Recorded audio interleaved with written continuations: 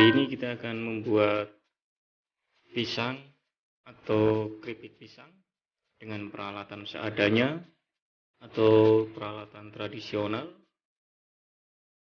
Langkah pertama tentunya kita kupas kulit pisang dan kita cuci.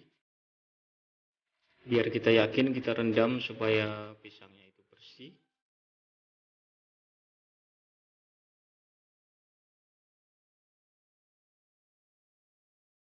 Mari kita lihat proses penggorengannya. Masih menggunakan tungku kayu. Walaupun dengan tungku kayu ini hasilnya lebih renyah, lebih gurih dari yang menggunakan peralatan yang sudah modern. Aromanya pun sangat wangi. Bahkan aroma dari asap kayu bakarnya ini pun yang membuat beda rasanya dari keripik-keripik buatan modern.